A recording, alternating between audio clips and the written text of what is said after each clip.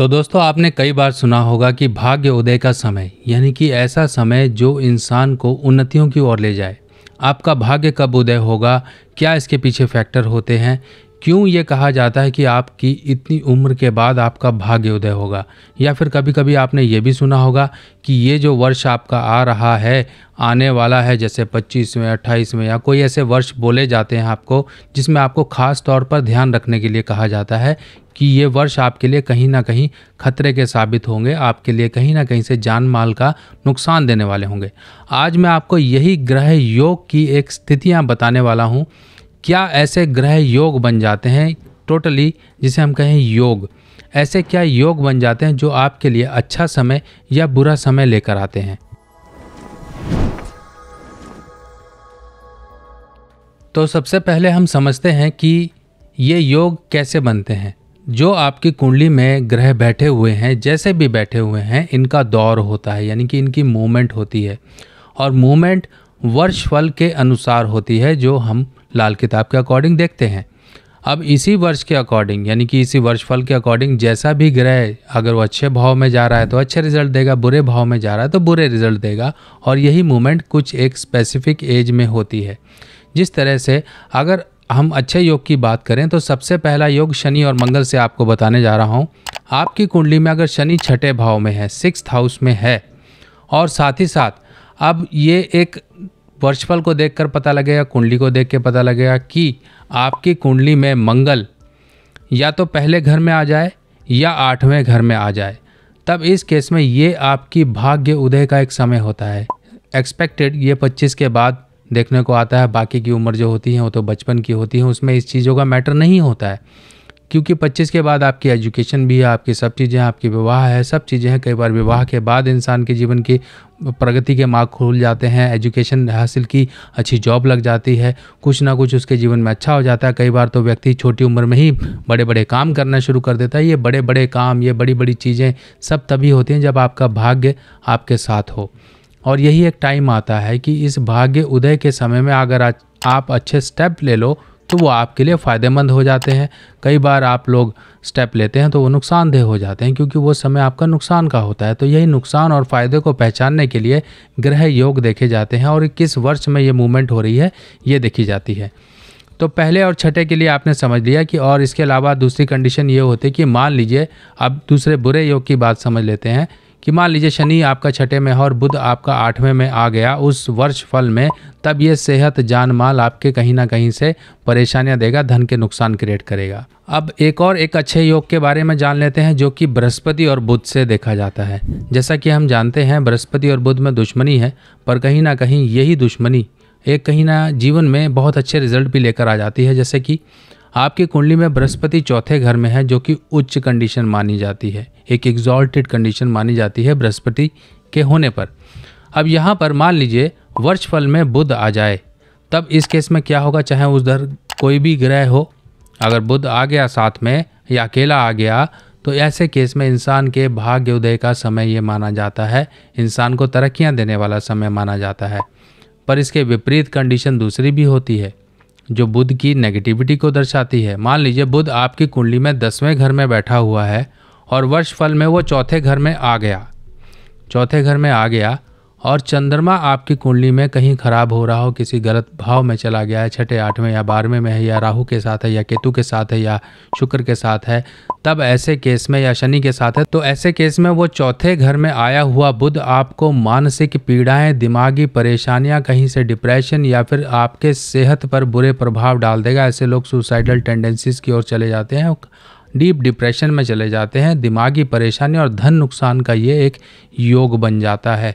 और दूसरा योग और भी बुध के लिए है। मान लीजिए बुध आपका 8वें घर में है और 8वें घर में आ गया दोबारा वर्षफल में, तब ये आपके जीवन में कार्य संबंधित आपकी सेहत पर अचानक परेशानियां देने वाला एक कंडीशन लेकर आ जाएगा। तो इस तरह से कुछ योग बनते हैं जो अच्छा या बुरा समय आपके जीवन में लेकर आते रहते हैं। तो इन सब के लिए तो योग वगैरह कैसे पता लगते हैं, ये तो आप कुंडली एनालाइज करवा के भी आप पता लगवा सकते हो। नहीं तो आप खुद से भी, अगर आपके पास कोई पुस्तक है, कुछ है, लाल किताब का वर्षफल ऑनलाइन भी आपको पता लग जाता है कि आपका इस भाव में बैठा हुआ है और ये वर्ष में इस भाव में आएगा। तो उस हिसाब से पहले से ही सचेत हो जाओ और सावधान हो जाओ।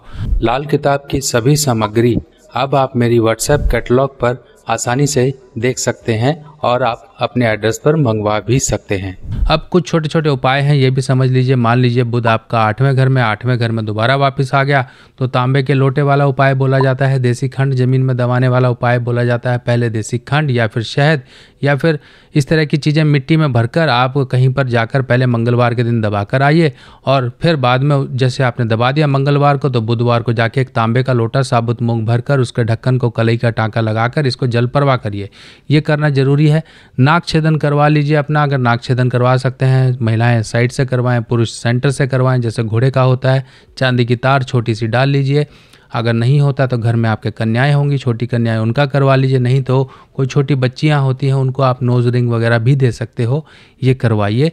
ये बुध के जहर से आपको बचाएगा, जो वो समय आपको चोट देने वाला आया है उस बड़ी चोट से आप बच जाओगे। अब शनि के ही, जैसे ये हमने समझा, शनि के लिए भी उपाय होते हैं। शनि छठे घर में है और परेशानियां आपकी सेहत को दे रहा है, डाइजेशन को दे रहा है, मैरिड लाइफ को दे रहा है। तो इसके लिए कांच की बोतल वाला उपाय किया जाता है, जिसमें सरसों तेल भरकर इस बोतल को किसी ईंट पत्थर के साथ बांध लीजिए और जाकर कहीं तालाब वगैरह है या कहीं पर खड़ा पानी है या फिर कोई झील वगैरह है, नहीं मिलती है तो कोई बहते पानी में भी डाल सकते हैं। पर इतना ध्यान रखिए, इस बोतल को वजन के साथ बांधना होता है ताकि ये ज़मीन में बैठी रहे, नीचे बैठी रहे। और वो एक इसका जो लॉजिक है वो यही है कि शनि को हमने माता की गोद यानी कि चंद्रमा जो कि पानी है वहाँ पर पहुँचा दिया और इसे बॉटम में सिंक होकर बैठे रहना होता है। तो ये शनि के बुरे प्रभाव नहीं होते हैं। शनि के बुरे प्रभाव आमतौर पर ऐसे व्यक्तियों को कर्जाई या फिर उसके हाज़मे में कमज़ोर या मैरिड लाइफ की प्रॉब्लम देता है। कई बार तो बेमतलब के झंझट जो कि कानूनी होते हैं, परिवार की संपत्ति को लेकर होते हैं या कर्जों को लेकर परेशानियां होती हैं, ये तरह की परेशानियां शनि छठे भाव का देता है। तो 6 नारियल जो नॉर्मल मार्केट में मिलते हैं वो नारियल लेकर शनिवार महीने में एक बार आप करते रहेंगे तो शनि के बुरे प्रभावों से बचाव हो जाएगा। काले कुत्ते की सेवा करिए, कुछ ना कुछ दीजिए, देते रहेंगे तो शनि के जो बुरे प्रभाव होते हैं उनसे बचाव हो जाता है। अगर आपके यहाँ पर कहीं पर भैरव का मंदिर है, भैरव बाबा का मंदिर है, तो वहाँ पर जाकर आप शराब का भी दान कर सकते हैं, क्योंकि मंदिर में, भैरव बाबा के मंदिर में शराब चढ़ती है, चाहे कोई सी भी हो, देसी अंग्रेजी कोई भी हो, लीजिए। मतलब ये नहीं कि आपको लेनी शुरू करनी है, आपने नहीं पीनी है। कहीं आप सोचो कि हाँ शर्मा जी ने बताया कि शराब का दान करिए, शराब लीजिए। यहाँ पर लीजिए का मतलब ये है कि खरीदिए और वहाँ पे जाके अर्पित कर आइए। ये नहीं कि प्रसाद के रूप में आप भी कहीं ग्रहण कर रहे हैं, ये मत करिए, नहीं तो काम खराब होगा। जो उपाय कर रहे हैं वो उपाय खराब होगा और साथ ही साथ आपकी सेहत पर भी बुरे असर पड़ेंगे, क्योंकि शनि आपको ये अलाउ नहीं करता है कि आप शराब, नॉनवेज और इन चीज़ों का सेवन करें। अगर करते हैं तो उम्र के हिसाब से इन चीज़ों को छोड़ दीजिए। जो बच्चे ग्रो हो रहे हैं, जिनकी अभी कोई रिस्पॉन्सिबिलिटीज़ नहीं है, वो खाते पीते हैं, कोई प्रॉब्लम नहीं है। पर जैसे रिस्पॉन्सिबिलिटीज़ आती हैं वो आफ्टर मैरिज आती हैं, बच्चे पैदा होने के बाद आती हैं। आपकी उम्र एक अधेड़ उम्र हो गई है तो इन चीज़ों को परहेज करना ही आपके लिए सही है। अगर आपके 8वें घर में बुध है तो ऐसे घर में ज़्यादा चौड़े पत्तों वाले पौधे मत लगाइए, तोता वगैरह मत पालिए। और अगर आप बाहर पक्षियों को दाना डालते रहेंगे, दाने में साबुत मूंग हो उसे भिगा लीजिए, या फिर मूंग के साथ आप बाजरा भी डाल सकते हैं। थोड़ा मीठा डाल दीजिए, जैसे कि चीनी वगैरह होती है, ये एक मिक्सचर बना लीजिए और पक्षियों को डालते रहिए। देखिए कैसे आपके एक बुध के जो नेगेटिव असर हैं वो सही होना शुरू हो जाएंगे। 8वें बुध वालों के लिए जनरली एक उपाय और कहा जाता है कि आप काला रंग का सुरमा लीजिए और अपने नितंबों पर, अपने पिछवाड़े पर आप उसको काला करिए। अगर मान लीजिए दिक्कत ज़्यादा है, अब ये दिक्कतें क्या होंगी, अगर सेहत की दिक्कतें आ रही हैं, करियर की कोई अचानक दिक्कत हो गई है, तब आप अपने हाथों पर ये काजल लेकर अपने पिछवाड़े को काला कर लीजिए और अंडरवेयर वगैरह पहन लीजिए। अब इस उपाय के पीछे लॉजिक भी समझिए क्या है। जब भी बुध 8वें घर में कहीं परेशानियां दे रहा है, कामकाज संबंधी या सेहत संबंधी, तब ये उपाय किया जाता है। यहाँ पर पिछवाड़ा जो है, हमारे पम्प्स हैं, जो हमारे नितंब हैं, ये शनि जो शनि की सपोर्ट दी जाती है, क्योंकि यहाँ पर 8वें घर का संबंध होता है हमारे बैक से, ये बुध यहाँ पर बैठा हुआ है। तो जब भी कभी ये दिमागी परेशान या कुछ ऐसी दिक्कतें क्रिएट कर रहा है जो आपके मेंटल संबंधित हैं, फाइनेंशियल हैं या हेल्थ संबंधित हैं, यहाँ पर इस उपाय से ठीक होती हैं। बाकी conditions depends on the horoscope कि क्या ज़रूरी है। आपको जो उपाय बताए जा रहे हैं सिंपल हैं, कोई भी कर सकता है। बाकी कुछ स्पेसिफिक उपाय कुंडली के अनुसार किए जाते हैं। बाकी आप लोग इन्हीं उपायों के साथ ही अगर बढ़ते रहेंगे, डूज एंड डोंट्स को फॉलो करते रहेंगे, तो बहुत सी चीज़ें आपकी करेक्ट रहेंगी। बाकी मिलते हैं और जानकारी के साथ नई वीडियो में, तब तक के लिए अपने सुभाष भाई को आज्ञा दीजिए। नमस्कार।